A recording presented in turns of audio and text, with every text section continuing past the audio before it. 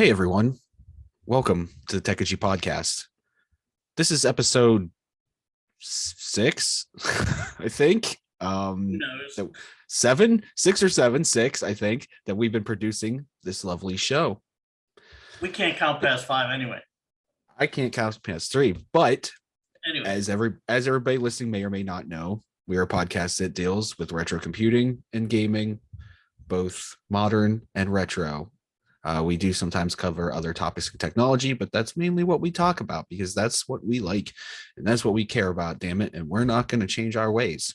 So if anytime you kind of like what you're hearing, you don't absolutely hate it, go ahead and subscribe. And I'm going to need you to do something. I'm going to need everybody out there to climb to the top rope. Look out as the crowd chants your name. Turn around, look at your opponent, or something that I'm going to talk about later that I would love to do this to, stare it down in the ring and drop the most devastating elbow drop. Oh yeah, brother. Mike, what's going on? Not much. What's happening? Oh, lots of playing games. The holidays are coming up. I got a little free time playing some games. Christmas is literally like 3 days away. It's crazy. Yes, we just recorded a podcast before Thanksgiving, and now here we are already at Christmas, very close to Christmas. I am drinking wine tonight, which you can't see it, but I am drinking an Alamos Cabernet Sauvignon, a 2019 from Argentina. You drinking Mountain Dew? Hopefully John won't be belligerent before the end of the podcast. No promises. I was okay the last time though, and I was drinking whiskey the last time. So these are now the drunk chronicles with Techegy. That's what these will be now. We should all in the future I'll have to start drinking beer, right? No, I was gonna say it would be cool to do a drunk fest, like a drunk, like one drunk cast, or like play Minecraft drunk or something, and we are drunk. Yeah. My problem with that is when I get drunk, I can't remember nothing, and I start to slur. That's like you normal. That's you normally though. So well, yeah, the forgetfulness. Yes, I usually don't. Well, yeah, you know what? It doesn't matter if I'm drunk or not, I guess. So yeah. But anyway, why we're here tonight? Or do you have something else? Why two of us are here tonight? John is not here. Yeah, he is not fired from the podcast. He's close, but he's not fired from it. He will be back in the next one. He was busy tonight. Well, we all have personal things to take care of, and and he's got some stuff to take. He's not here. So. Yeah. So, anyways, Mike, you wanna clue everybody in on what we're doing here and what everybody's gonna be listening to? Yeah. Around Thanksgiving time, after I watched the Game Awards, I said to John, I says, I like the Game Awards, but I don't like the Game Awards. I don't like them because it's all about the money, not who really is the best game. It's more about, advertising and all that stuff. Now, I mean, there is things I like about the Game Awards. They show off a lot of new games, that's cool and everything else. Jeff Keighley, he's all right, but I don't know. I think he has some favorite people he likes and favorite platforms he likes, and he seems to sway towards them sometimes. But I won't accuse him of anything because that may not be true, but it just seems that way. And that's Jeff. That's Jeff spelled Geoff, like Joff. Yeah. And I don't trust anybody with that kind of spelling for the name Jeff. Yeah, it is a weird spelling. In fact, at first I didn't even know if it was Jeff or not. But anyway, Joffrey. Yeah, but they just, I don't know. They do it more by the media more than they do what the public actually thinks is the best games. And I go by, hey, if a million people or a couple million people are playing this game and only a couple hundred playing the other, then how could the games that a couple hundred people are playing win Game of the Year? I mean, it just doesn't make sense. So these are good. We're going to do a Techegy Game Award, and we're going to say what we think should be the best game of the year. and the best, different divisions of games, and my thing is, you don't have to agree with us, but also I don't have to agree with the Game Awards. So I'm sure there are a few choices that at least some of my choices that people are going to be like, what the hell did he pick? Was, well, with, I'm sure they'll say that about me, but but now just to be clear, we took many of the categories the nomination, yeah. as well as the nominees, and then we've kind of added our own and picked our own. So we didn't entirely reinvent the wheel with this. We did Right. take a little liberty with the Game Awards format. Yeah, I mean, But we do believe that some of their nominations should be nominations. Well, in my thing is, in certain categories, maybe every game in that category should be nominated because they all should have a chance. Maybe they're that good, So, but it so doesn't mean if there was one thing you could change about the Game Awards show, what would it be? What would it be aside from you? exactly Aside from you being the host? Well, no. What I want it to be is I want it to be in January, the end of January, because I mean, we're talking about the Game Awards for 2021. Why do we cut 3 or 4 games off every year and they're not allowed to be nominated or voted on? My thing is, if you're going to do a Game Awards for the year, you need to let every game that year have a chance. And that means this year, like, you weren't allowed Halo and Forza didn't get into categories and everything else. Well, that's a bunch of bull. I mean, we don't do this to sell games. We should be doing this to give credit to the developers, and every developer in that year should have a chance. Because, like, say Halo is the best game of the year, and I'm not saying it is. If it is, since it wasn't allowed this year, by next year, no one will remember it. Even if it was to be put in, with the Healy's thing, it'll be put in that, or Keeley, it'll be put into their show. But since it's so far off, people won't remember it. And, so that's not what's right. I mean, what's right is, if you're going to do a Game Awards, do it in January, make, every game this year be able to have a chance at it, because them developers are getting gypped, and that's not fair. Am I a little too angry about that? You got a nosebleed standing up there on that soapbox. Well, I got one other thing. It should be 80% the public opinion and only like 10% or something, or 20% of media people, because media people do stuff for a reason.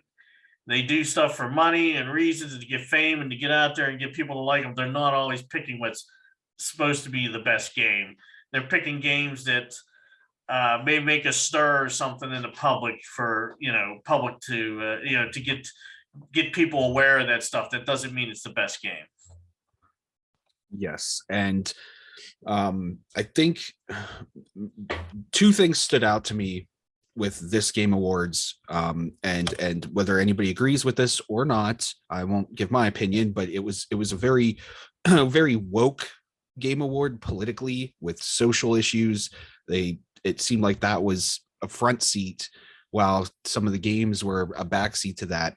But what I did like, especially, was some of the live orchestration and performances they had.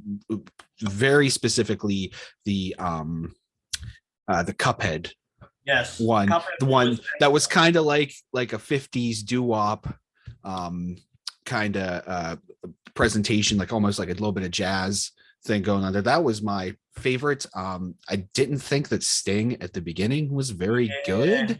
It was weird.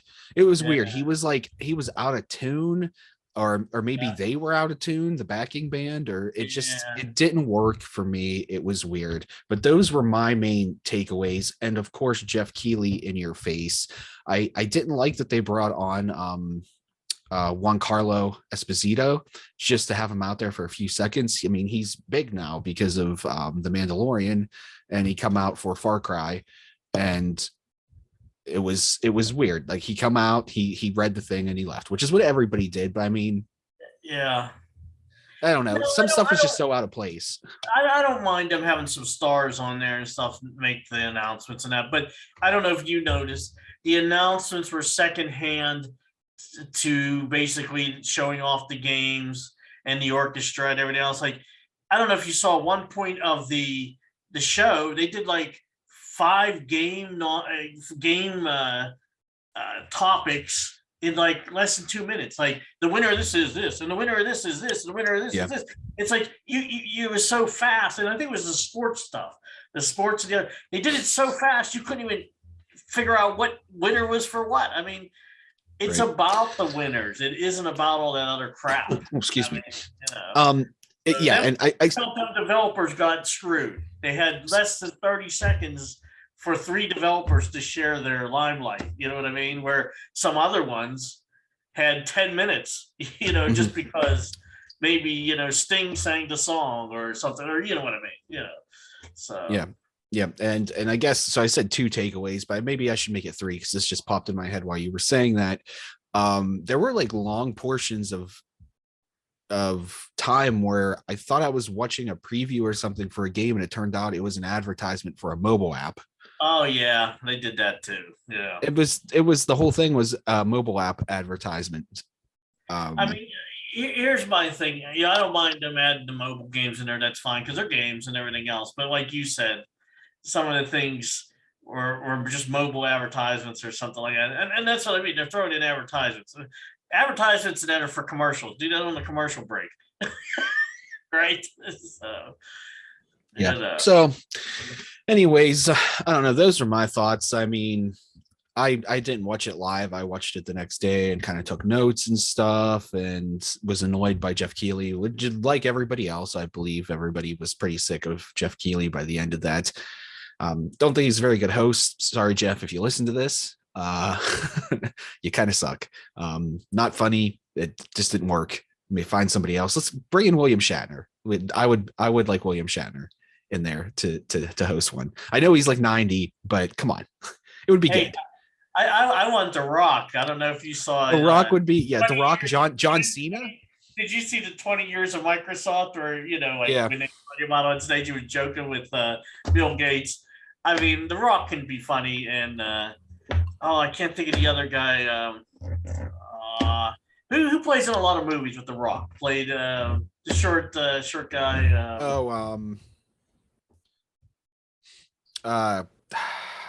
Help me out.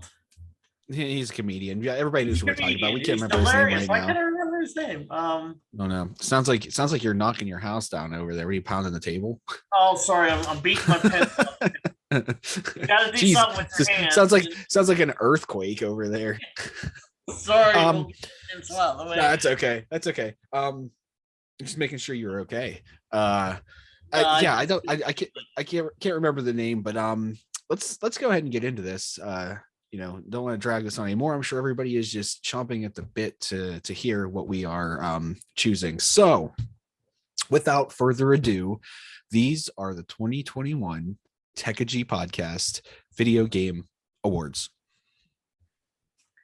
Oh, my mouse. Where's my mouse on it? Okay. So for anybody listening to the podcast, which I think a majority of our listeners are podcast users, you won't be able to see this. You're not missing out on anything. I'm just going to put some pictures up here of the nominees and then of the winner. And obviously everything will be right. If you're watching on YouTube, then don't worry, you'll see it. So anyways, let me bring up my Game Awards sheet here. Let's bring up some pictures. Maybe this was a bad idea. I think you should only show the winner, but the winner. It'll take too long.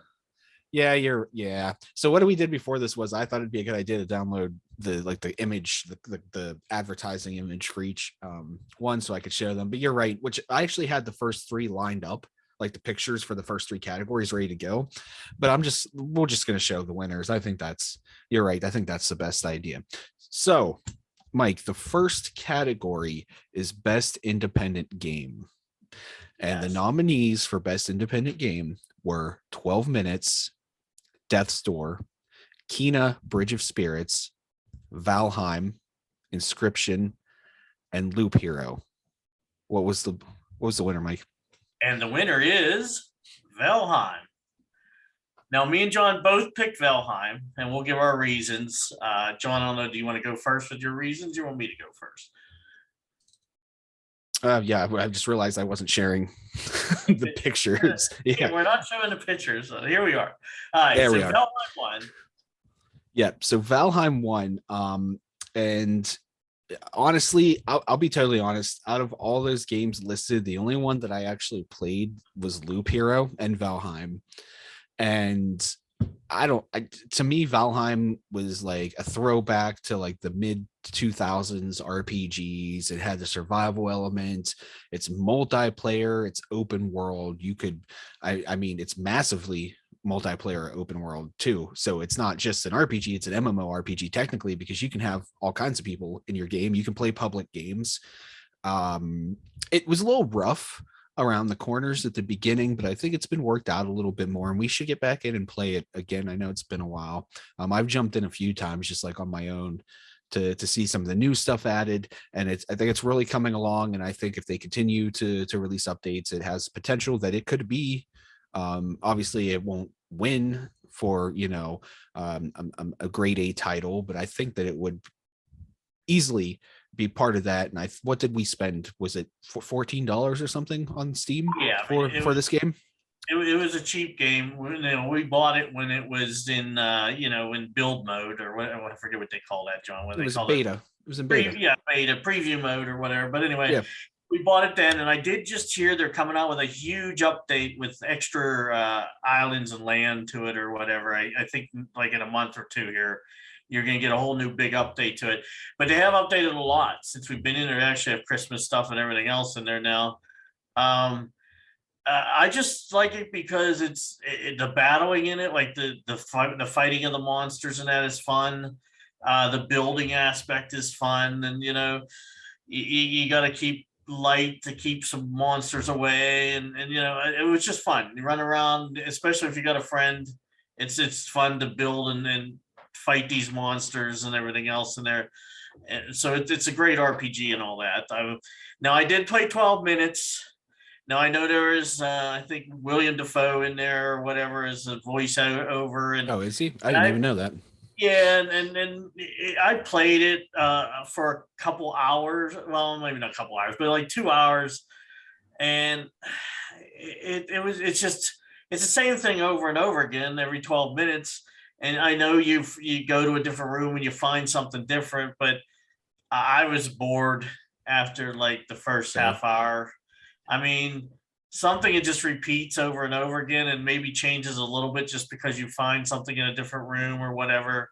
I mean, the game quality was good, and I could see certain people would like that. Maybe that's the game for them, but it sure wasn't a game for me. A lot of the other one of these, I've seen some videos of them, but I didn't play them. But they weren't really my type of games. But so I'm not going to say, that one of them couldn't be the best game, but Valheim just to me seemed to be the best. It was just a lot of fun, and it had a lot of variety and a lot of area to cover. Like we didn't even cover a tenth of that map, but we were, what I mean, and we were having fun. So, yep. So and agreed. In that game, I mean, how many hours of that game did we play? We played, a number of days. Yeah, there were many afternoons that we started playing pretty early and played into the night. So right. Whereas these other games, a lot of them to me you get sick of after a couple hours, you're done. Sure. So anyway, right. Move on. That's Valheim, winner of Techegy's Best Independent Game Award for 2021. So second category is Best Action Game, and the nominees for Best Action Game are Back 4 Blood, Chivalry 2, Deathloop, Far Cry 6, Returnal, Guardians of the Galaxy, and Outriders. Mike. And the winner is Far Cry 6. Me and John both picked that one. I will say I played other games here. I played Back 4 Blood, which I thought was pretty good. But there was some glitchiness in the way some people play where they run around and scarf up all the ammo and everything else, made the game kind of, like if you weren't the fastest. Yeah. In other words, people could mess up the game for you and everything else. So, but it was a good game. And Chivalry 2 is a good game. And, Outriders wasn't a bad game. I wish I would have got to play Guardians of the Galaxy. I did not. Returnal and Deathloop I did not get to play, but I like Far Cry. It's kind of open world. You run around and it's just I always thought Far Cries were pretty good. I thought this one was really good so far. I mean, I am not done with it yet. I'm close, but I'm not done with it. But it's one of them games where I was addicted. That's all I wanted to play. So to me, if it's holding me for days on end playing, then that's the best game. Anyway, John, what's your thoughts on Far Cry or the rest of these? Yeah, so like you said, all very good games, and I was actually very close on the Guardian of the Galaxy one for this. I have played it, and it is a lot of fun. But I did. Let me back up a little bit. Back for Blood. I did not have a good time with it. If you remember, I was not into it, Yeah, and it just wasn't what the load times were horrendous. There were just a lot of dumb things that choices, and they kind of made it into like a State of Decay kind of thing where we now have a fort and all that. Like the Left 4 Dead games were, to me, were always the team co-op shooters, and it was a survival through, which it still does have that, but they added to it's too bloated. I just want to get in and have fun. I don't want to have to like look through all of my items, and like they had those cards to like upgrade your character. Come yeah. on. I mean, come on. Left 4 Dead, I want I to get hate in fixing and that stuff. I want to get in and I want to play with my friends. Like when Left 4 Dead first came out on the Xbox 360, my friends and I used to sit around in his mom's well, it would have been his bedroom, but at the second floor of the house, and we used to sit there and play it and eat pizza and all kinds of stuff. It was great. This, I would not want to do that. It's too bloated. But yeah, so Far Cry 6, we both chose for this one. I haven't played Returnal, because it's a PlayStation exclusive and I do not have a PS5. But Far Cry 6 is great. I think I would almost be adventurous enough to say that it might be the best Far Cry so far. And don't anybody get on me about that, because I know everyone's out there, oh, Far Cry 2 is the best Far Cry. Yeah, well, you know what? We're 4 Far Cries ahead. Actually, we're a couple more, because there was Far Cry Primal and New Blood. So those were like outside of this numbered storyline. But Far Cry 6 just was enough for me to pick it this go around for best action game. I agree. So Cool. Great. Okay. So category number 3 is best multiplayer game. And the nominees for best multiplayer game are Back 4 Blood, Knockout City, It Takes Two, Monster Hunter Rise, New World, Valheim, and Halo Infinite. So, Mike. the winner is, there's actually 2. I picked Halo Infinite and John picked Valheim. Now, you want to go first, John? Talk why you picked Valheim over all these others, and then I'll go, I guess. Sure. And I don't even have the picture ready first. I thought I did. But since since there's 2 of them, I'm just gonna let the pictures go. It's too much. Does anyone care if I just let the pictures go? I don't care. Okay. Everybody knows what they look like. If you're a gamer, it's too much for me to try to jump back and forth and share screen, and it's going to freak people out going back and forth. So anyways, so I did choose Valheim for this one. And to be blunt, the main reason is because I didn't play Halo Infinite's multiplayer. I'm sure it was great. I just didn't care. I just wanted to play the campaign, and I left. I never even got into the multiplayer one time, not even to try it. I just wanted to experience it from the campaign mode, and that's all I wanted. But I am waiting for co-op. That's what I want. I want a co-op. You and I co-op through like we did some of the other Halo games. Yeah. Definitely want to co-op on this one. I already gave my opinion of Back 4 Blood. I didn't play Knockout City. It looks okay. It was like it was like almost like a roller ball, the roller derby kind of thing. A little bit looked like. We might have to devote an entire podcast to my opinion on It Takes Two. I will summarize it in that when we played, I don't know if I've ever dropped so many F-bombs in my life, and I'm sure I said some pretty derogatory things that verged on racist and everything else you can think of, just because I was so mad. Just kidding about the racist thing. Don't cancel us. But I don't know if I've been so upset with a video game. It is a frustrating game. I mean, you saw me. I told you a couple times I wanted to throw my joystick against the wall. I mean, I'm getting stressed out just thinking about it right now. Like, I don't ever want to. This comes up later. This comes up later in yeah, that sure does. Year. We're going to talk about it more then. But just so you know, good game, but frustrating as hell game, you know, and that's the problem. But anyway, let's go on with what we got here. Any other comments on games in there, John, before I say I just wanted to comment on Valheim real quick. I had so much fun. I'm sorry, I had so much fun playing Valheim with you. And honestly, I think that if I would have played Halo Infinite multiplayer with you, compared it to Valheim, I would have 100% still chosen Valheim. Here's the thing. If Halo wasn't in here, I would have picked Valheim, because none of these others compare to the fun we had in Valheim, and a lot of them have issues. You know, I don't want to say issues, but just things you don't like about. Now, there is things I didn't like about Halo multiplayer. I mean, you know, the way they do the XP and all that stuff, and you know, but the thing is, it's still Halo, running around shooting people. The new Gafflin hook is great. Like, you can shoot it into a wall and jump yourself up to a higher layer to shoot down on someone. It's just fun shooting, and you don't. What I like about it is, and maybe it's because I'm not a good shooter, like shooter player, but I can do much better in Halo than I can in any other shooter, like Call of Duty or Battlefield. It's just like, you know, in some of them games, I have a hard time getting more than a couple kills a night. And whereas Halo, you know, at least it's like 50-50. I get as many kills as I die or whatever. And it's just fun. And you run around, there's all kind of things you can do. You know, the problems with the battlefields and all that stuff is, I don't know. The one Call of Duty has problems with respawn points. Everyone knows where you're gonna respawn, so they sit there and shoot you. Battlefield, it's got so many glitches and it's so big you could run around for 10 minutes and not even see anyone.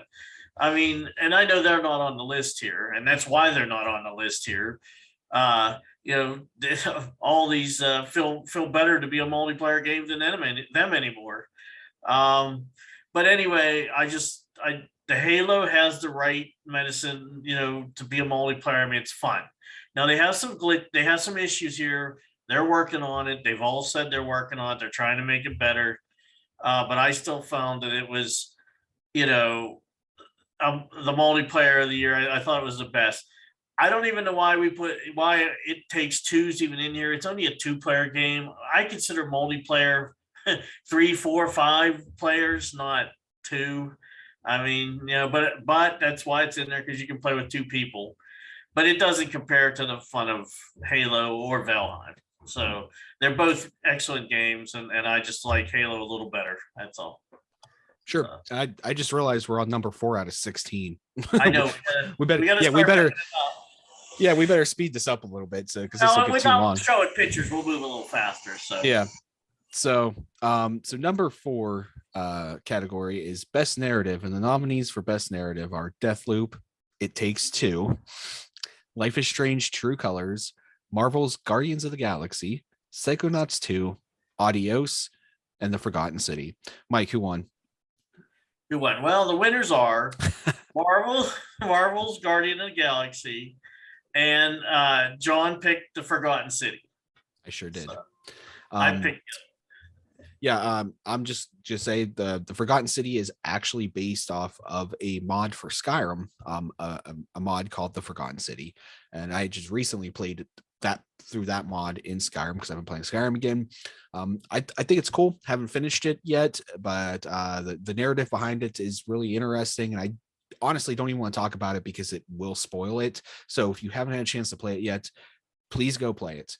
And that's that's it. It was close, a little bit close for me too, because Marvel's Guardian of the Galaxy does have a good story that dives deep into like the comic narrative and things like that. But at the end of the day, I picked the Forgotten City. Okay, and the reason I picked Marvel Guardians of the Galaxy, and I did not play this game, but I saw some videos on it and everything else, and I like the story. And this is supposed to be about the narrative, should be about the story, and I just I thought that had an excellent story. I do like Psychonauts 2 too, but I still think the Marvel's Guardian of the Galaxy was better. It Takes Two, I have an issue with their story. Do I do a spoiler, John, to tell what let's not spoil that yet, because there might still be people playing about. it. You know what it's about. It's about the tiers. Yeah. So there's a part in the story where they talk about it the entire game, and then at the end of the game it doesn't happen. Yeah, that's all the spoiler I was going to say. So you just spoiled it. I mean, yeah, it's like they have a story, and then they don't finish the story the right way. But anyway, that's why that one was out. Deathloop, I really didn't play that one, so I don't have too much to say about that. Life is Strange, True Colors. I didn't play that one, but I played all the other Life is Strange. And to me, watching some video on it, it goes back to like the last Life is Strange one. It's to me, it seems similar. I'm not saying it's the same, but it seemed a little bit similar, same kind of concepts. Adios for a kind of like indie game, it has a half decent story. So, but it's the game quality. There's some issues with the game, but it's a good game, but there's issues with it. So that's why I didn't pick that one. So, I liked Adios. There's a playthrough on our channel of me playing it. Yeah. It's under an hour, so you can go check it out. So category number 5 is best action game, and the nominees are Back 4 Blood, Chivalry 2, Deathloop, Far Cry 6, Returnal, and Mighty Goose. Mike, and the winners are Far Cry 6 for me and Mighty Goose for John. Yes, and I'm just gonna say right now, and this is my only comment about all of it, to be honest, Mighty Goose is freaking badass, and it's like Mega Man on drugs. If you haven't played it, seriously, go play it. That's all I'm even gonna say. Yeah, I have not played that one, so that's why I didn't pick that one. It's awesome. It's awesome. I love it. You know what? I might have to change my game of the year. I'm like real pumped on this right now. Well, we all know about the rest of them. We've already talked about the rest of them. And the best action, I thought Far Cry 6 had the best action. So we might as well move on to the next game, or next category. Yep. Next category is best adventure game. So nominees for best adventure game are Metroid Dread, Psychonauts 2, Marvel's Guardian of the Galaxy, Resident Evil Village, and Biomutant. Well, the winner is Resident Evil Village. Me and John both thought that one was the best. So I loved Resident Evil Village. It was a little short, but it just it was the most expansive as far as design and just ideas that Resident Evil has ever gone. Like, it wasn't just like zombies and just necessarily things infected. I mean, you had the giant lady, you had the fish dude that was like throwing up on everything, you had the doll, you had the creepy fetus crawling through the hallways. The ending was absolutely insane, and I was even upset with the ending, and I think that's what they wanted. They wanted you mad about the ending. This one, and even the last one they did, what was it, Biohazard? Is that the one? Oh, very good too. 7, yes, Biohazard. Also very good.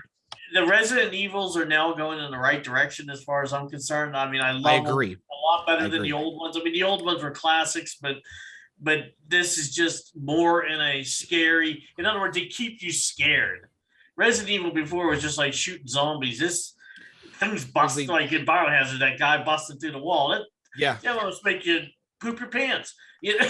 Well, they've really pulled it back in and made it an experience where it's almost, and I say realistic very lightly because obviously it's not, but it feels like this could actually happen.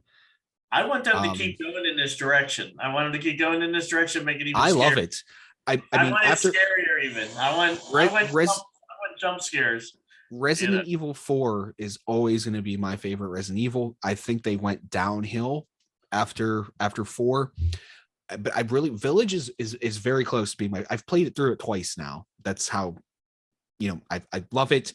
It only takes a couple days of playing through. I mean, if you sit down and you devote 8 hours each day to it like a job, you can get through it. But it's great. And we'll leave it at that.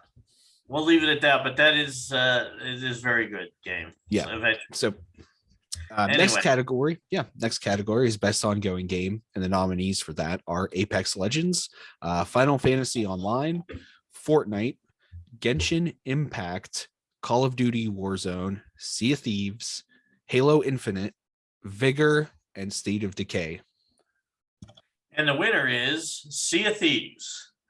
Yes. And the reason being is every couple months, I don't know, like quarterly or whatever, they do put out, more content, they put out different stuff, whereas a lot of these don't do as much diversity. In other words, like Vigor, they do make a little bit of upgrades, but hardly anything. And, State of Decay hasn't done hardly anything as, adding too much extra. But Sea of Thieves is always fun to go back to and do their little treasure hunts and all that stuff, and especially the Pirates of the Caribbean missions they added were really good. I hope they continue on that kind of future. I mean, I hope they do. Doesn't have to be Pirates of the Caribbean, but make it something else and have missions like they had there. So. Yeah, no, absolutely. And you know what? Honestly, the only one that I think even comes close to giving it a run for its money is Final Fantasy Online, just because Final Fantasy Online has been around forever. It came out on the PS2 originally, PC and PS2. So that's how far back, we're like 14 years ago. I agree. I agree that, but just because you've been around a long time doesn't mean you're adding great extra add-ins. You know what I mean? Like maybe not. They do add a lot of cool stuff, like the Steel Blade add-on. I've played enough that I'm not obsessed with it. Like there are people that are very hardcore Final Fantasy Online players, but you're right. Sea of Thieves, end of the day, that's a game that we just pick up and play when we don't know what else to play, or we just want something casual, because we can just get on and we can go for treasure, fight skeletons. Go mess around. It's like like all these other ones, you have to do some kind of mission, and Sea of Thieves, you do what you want to do. Yeah, and my favorite memory is the night that myself, you, and your son were playing, and we did all this stuff and then came upon this boat that had sunk us. So our mission, in our minds, was that we were going to find them, hunt them down, and take them out. So we ended up ramming them. We caught our own ship on fire and then rammed into them to take them out. And that was, I still remember that and my memory of the Minecraft from like 5 years ago when your son and myself and yourself played, where we kept getting lost and I kept losing my map and we couldn't find each other. And then we built that sky bridge and we just ended up messing around. Like we weren't even really doing anything, but those are like my best memories. I always think about remember the sky bridge. We met the sky bridge and it was who could stay on the sky bridge. Everybody was pushing everybody off the sky bridge. So the last one on the sky bridge wins. That was what we were playing there. So but anyway, let's on to the next category. Sure. Actually, I'm surprised we didn't have Minecraft on that best ongoing game list. Yeah, we should have. Yeah, now think about it. Yeah, because I may have picked that. But anyways, next category is accessibility awards. So this is going to be for people with disabilities, so hearing, visually impaired, things like that, right? That's what this one is. Yep, so the nominees for this one are Far Cry 6, Forza Horizon 5, Marvel's Guardian of the Galaxy, Ratchet and Clank Rift Apart, and The Vow Shadow of the Crown. And the winner is Forza Horizon 5. And the reason for that is, the other ones you can use special joysticks or you can do different things in that. But Forza Horizon 5, from what I hear, what I saw, and the Game Awards kind of said that you could actually have a person sign languaging the game to you. And I was just like, well, that goes far and above anything we've probably ever seen in a game before. You know what I mean? Actually, someone sign language to people that Mhm. wouldn't be able to hear. So So yeah, so I picked Forza Horizon 5, and I'm gonna be totally honest. I didn't know any of the games did any of this stuff. So I well, thought that was the coolest one, so that's why I picked it. yeah, I did too. I know some of the other ones they use that new joystick, and some of them do some other stuff with I don't want to say quite sign language, but they help the hearing impaired and all that stuff. But basically, this one was I think they went the furthest. Microsoft went the furthest by actually having a person sign language. So Yep. that's far above the other ones. Anyway, let's move on to the next Sure. category. Sure. Next category is Best Music Score. And the nominees are The Artful Escape, Cyberpunk 2077, Deathloop, Marvel's Guardian of the Galaxy, and Near Replicant. And the winners are I picked The Artful Escape, and John picked Cyberpunk 2077. I sure did. And I give you the reason. I love the music in Cyberpunk 2077. You had different channels that you could listen to. Some of them are actual bands, most of them actual artists and bands. And there was even a band that did some of the main songs for Cyberpunk. They're from Denmark, I think. They are a punk band from like the 90s, and they're from Denmark, but they actually did the songs, some of the main ones for the game, and I actually bought them, and I have them, on my phone to listen to. So for me, that one, I don't even have a second thought about that one. Well, I mean, the reason I picked The Artful Escape, which I actually played part of it for a couple hours, it's kind of a platformer that you're playing music the whole time, and the reason I liked it is it's a music game. These other games were not made as music games. They have good music in them. I mean, Yeah. Cyberpunk has great music, and I'm not going to say that, but The Artful Escape actually not only did you hear music through the whole time, but the guys running around with like a guitar and you're jumping over things and stuff like that. So it's basically they took the mix of having your music and game together, and it's a music game. So that's why I made it best. So Very fair. And then honestly, if I had to pick a follow-up, if a close one, I would probably pick Near Replicant, because the orchestral music, the orchestration in that game is unbelievable. But I did pick Cyberpunk. So anyways, the next category is Best Art Direction.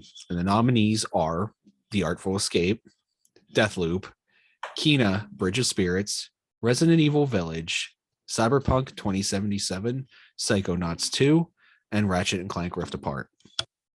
And the winners are Resident Evil Village by John and Psychonauts 2 by me. And John, you want to say yours first, and I'll say what I think about Psychonauts. Yeah, no, I mean, I already talked up Resident Evil Village. I love the entire direction of the game, the enemy style, just the atmosphere.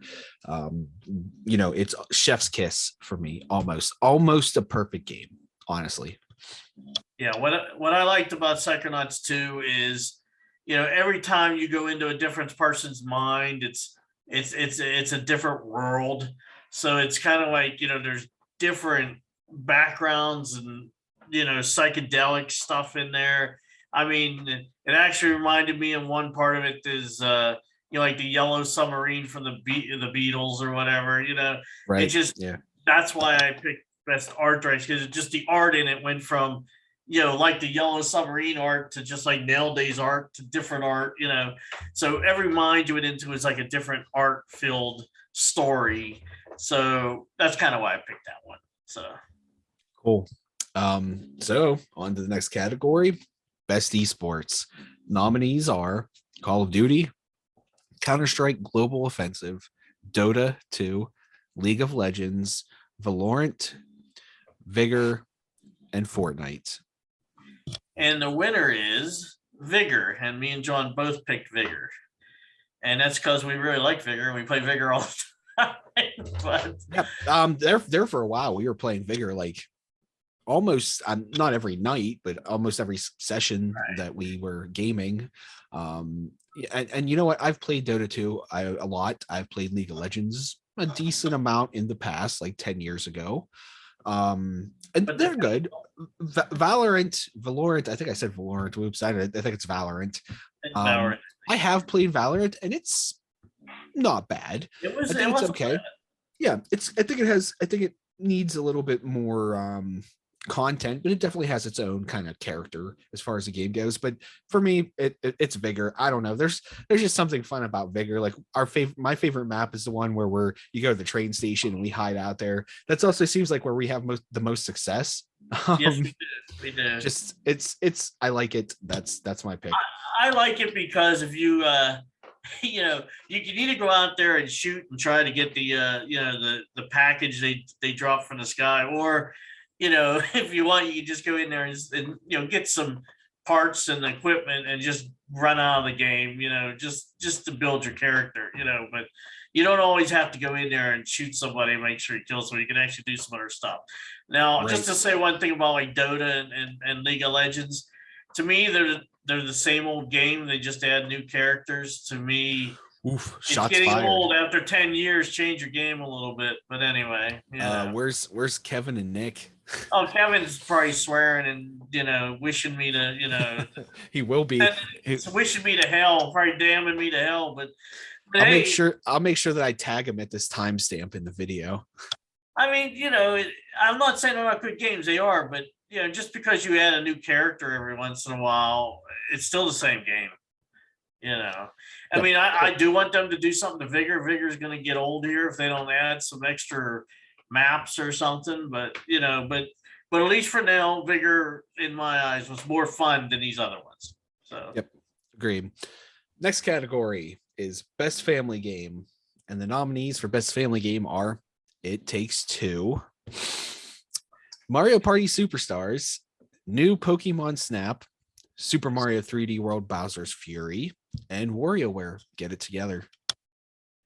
Okay, the winners are It Takes Two from me and Mario Party Superstars by John. Go ahead, John, then I'll talk about It Takes Two. I love Mario Party. Mario Party for me is quintessential family game. Sit down, everybody plays Mario Party. I mean, I play Mario Party for the N64 and the GameCube with people still to this day when I have guests over. You can't top Mario Party. And also, I hate It Takes Two. So we are blood enemies. That is the game that I wanted to deliver an elbow drop when I was introducing the episode. Mario Party, I've never played. Pokemon games, I've always hated Pokemon. I thought they were stupid. Blasphemy. It's Super Mario Bros. 3D World. That may be fun, but I don't have a Nintendo. So and I don't know what the WarioWare also don't have a Nintendo. So there's 4 Nintendo games. I should say that. I just got one. My son just got one, so I will be able to play that's right, yeah. in the future, but I didn't get to play them. But here's the thing. It Takes Two is kind of a game for kids. It's cutesy. Boo. Listen, it's cutesy, even though it's frustrating. Yes, your children will have tantrums and throw the joystick and cry. I did that. But you got to admit, John, the graphics, some of the landscapes are beautiful and they're cartoony and they're kid-like. To me, that's like a kid game. So, although it's as frustrating as it can possibly be. So, listen, if I had a child and I played this game, I would probably end up punting them like a football. I would be so angry at this game. They'd want to play with you because I wanted to murder you half of the time while playing this game. I know, because I couldn't get on the platforms, and that's what's so frustrating. Or you know, the issue is that there is no depth perception in the game. That's the problem. You can't tell when you're looking at it from angles. You can't tell how far you need to jump to land on something. It's just there. And not only that, like John can see one way better than I can see, and I'm the guy that has to jump to the platform. Like he can see the platform, play his day. I can hardly see it, and I got to jump to it. That's the kind of things that frustrate you. To me, not a good family game because I would hate my family playing. Yes, but it's just the concept of it. It's but also the story of it. the you story guys of it is you guys should totally get Mario parties because we can play that online. We could all play that together. well, I am going to start getting more Nintendo stuff, so we'll see how that goes. Keep an eye out while we're out tomorrow. You might find a deal on something. True. But next category, which we are coming up on the end, everybody. So just hang in there, take a breath. Best fighting game, and the nominees for best fighting game are. All right, hold on. Let Can me you say his name? Yeah, let me warm up a can't. little bit. It's Demon Slayer, Kimetsu no Yaiba, the Hinokami Chronicles, Yeah, I can't even say that. Guilty Gear Strive, Melty Blood Type Lumina, Nickelodeon All-Star Brawl, and Virtua Fighter 5 The Ultimate Showdown. I messed that's the one I messed up. Showdown. And by the way, before I say who won, the first one you said, maybe we should have a category for the game with the longest name. And they would definitely win. Because Bowser's Fury is pretty close. I know it is. Fury is pretty close. Well, that's what we should make a category. Them two would be in it.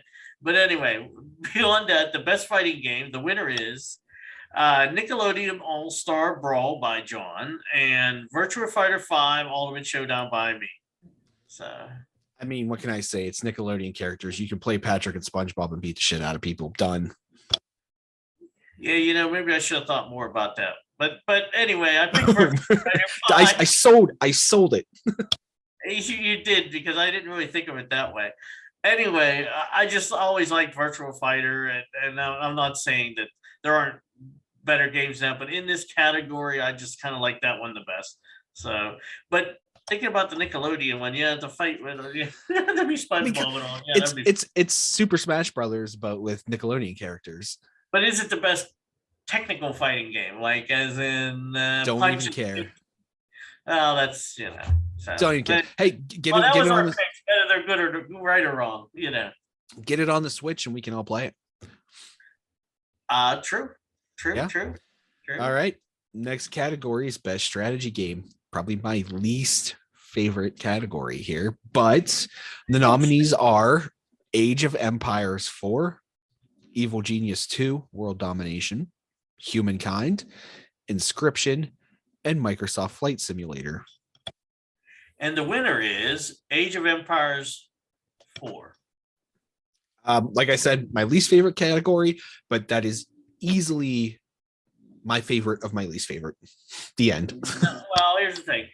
I love Age of Empires from the first one through this one. I thought they've done a good job of, you build your troops and you fight. I just think it's great.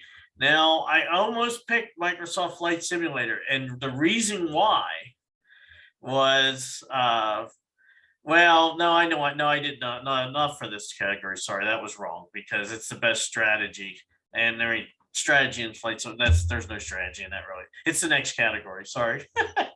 So, a little mess up on my part there. Go ahead, John. Next category. Oh, okay.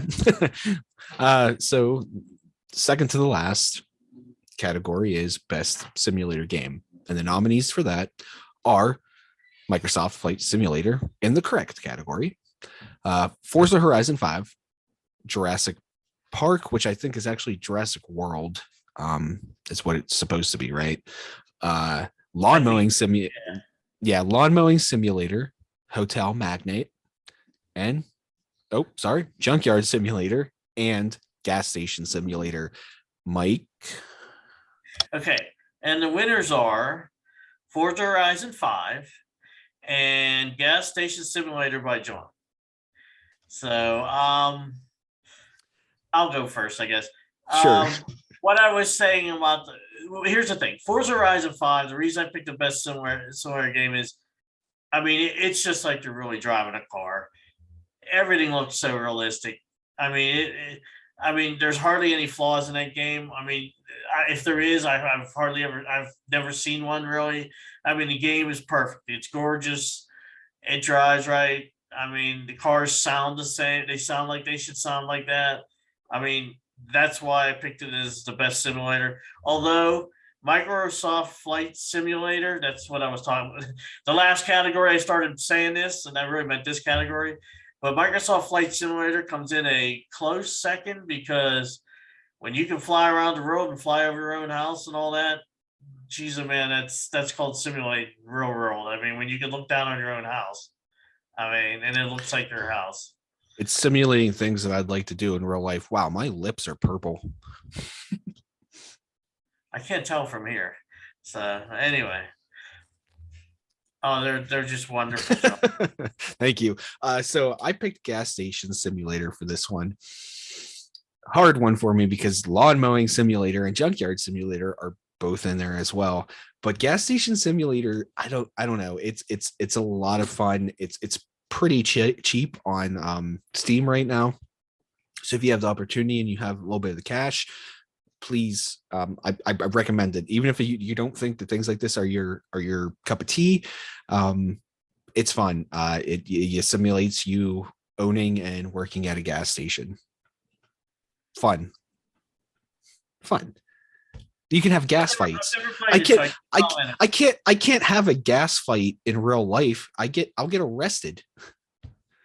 And see, I've never played. I know. I've tried to have gas fights before. People frown on it. The law frowns on gas fights.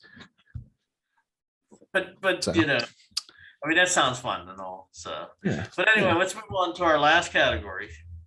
The final category is Game of the Year.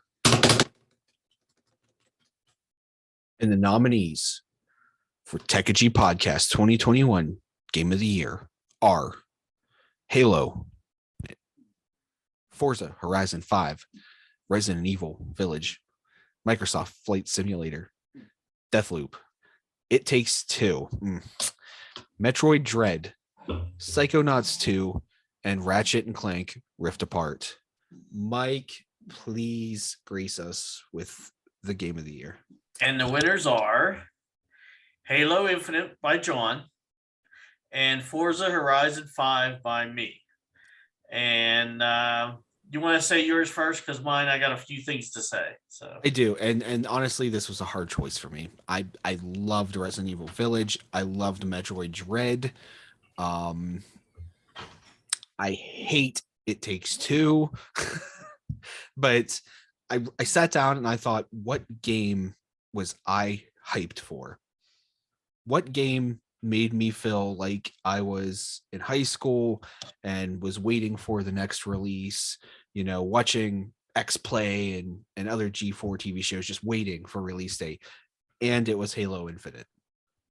I've been waiting for this. Every time that they had pushed it back, I was heartbroken. And I was that way with Cyberpunk a little bit as well, but after like the second time they pushed Cyberpunk back, I stopped caring because it kept happening.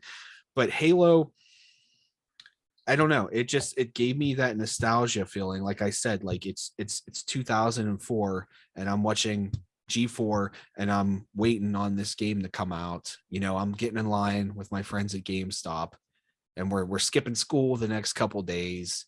It gave me that feeling again. At 31 years of age, it gave me that feeling again. And I agree with you 100%. And in fact, I was going to pick Halo Infinite, but the reason I did not was, well, technically, if you go by the the real game awards, it wouldn't even be nominated. But the other thing was they haven't completed the game yet. I mean, they still haven't put the campaign mode in. But yes, it's probably my favorite. To be honest, it's probably my favorite game. I mean, I'm addicted to it. I keep going and playing it every night. But I'm also addicted to Forza Horizon 5. I play. Yeah, after an hour talking, I'm running out of steam. The phone service. Yeah. But here's the thing. I go back and forth between these games. When I'm not playing one, I'm playing the other right now. And it'll probably be that way for the next month or so. But here's my thing with Forza Horizon 5. It is a perfect game. There's no, if you show me a flaw in it, I can't reproduce any flaws. I mean, it's gorgeous. The cars are great. It's fun. You can just drive around, crash into anything, or you can do races. You can race against people. I mean, it's a complete game. It had the most people. I don't know if you saw first day release. It had over so many million people playing it. higher than any game released this year. So it shows that everybody on the first day was playing it. You didn't see that with any other game. Why not make it the game of the year? Just because it's a driving game? I mean, my thing is, it's perfect programming, perfect visuals, sounds are perfect. I mean, what else do you want? I mean, all these other games got glitches in them, little problems. I can't find them in Forza Horizon.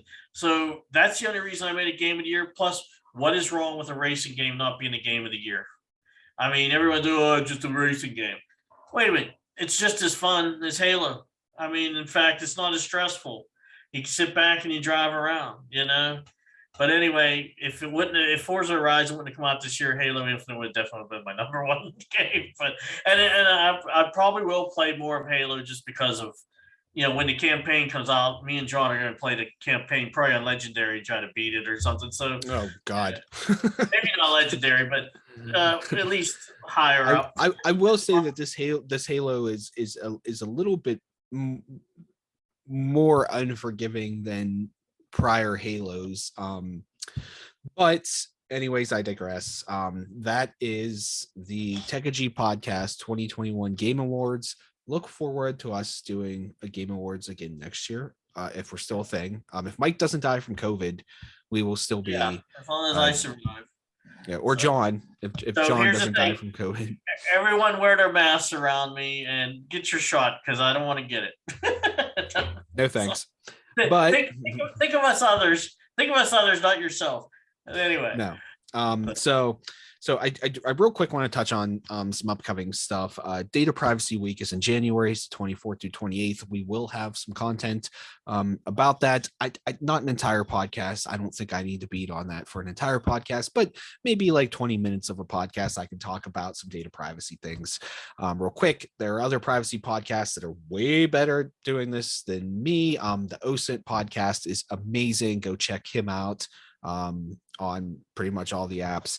I also have 10 games of Christmas that I've recorded a let's play of. These are very interesting games. They are ridiculous. They are hilarious. I had a lot of fun recording these the last couple days. The first one's coming out tomorrow. The second part with the other 5 games will be coming out on Christmas Eve. So by the time you listen to this, actually, you will either already watched them or not cared about them.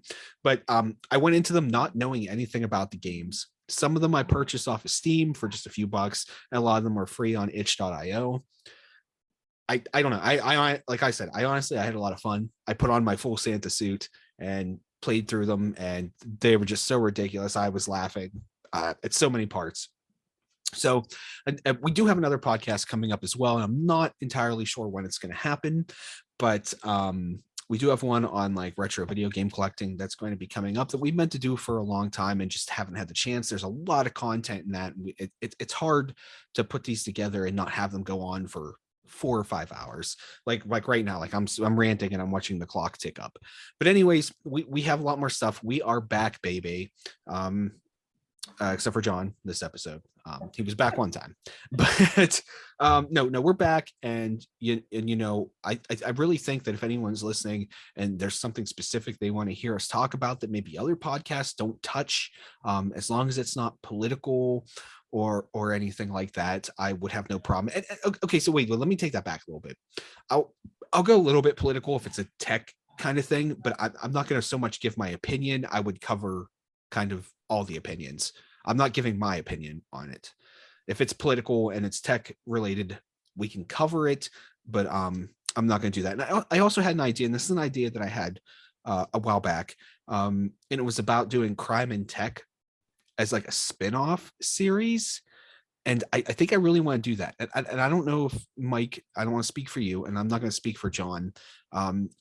If anybody wants involved in that from our side, if not, I can always do it myself. But I really thought there was a lot of content out there, so it would just be a podcast that was lighthearted. We would make jokes, but it discussed each podcast would be about a different crime or an actor. So like John McAfee would be an episode, or the Sun OS where the legal battles or just some kind of crime that's associated with like a tech thing.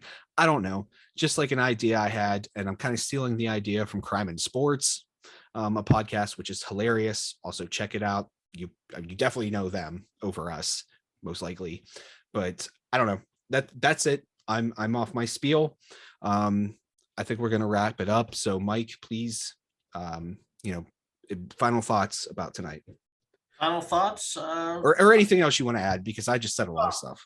Yeah, no, I don't know if I could do the crime thing. I don't know if I know enough about that stuff. I'd have to do. Oh, it would. I unfortunately, yeah, I would have to sit down and do research, and it would be something I'd have to put together. So, I mean, I have no problem. I was thinking maybe just doing half hour. Well, we need to talk about this offline and see if absolutely.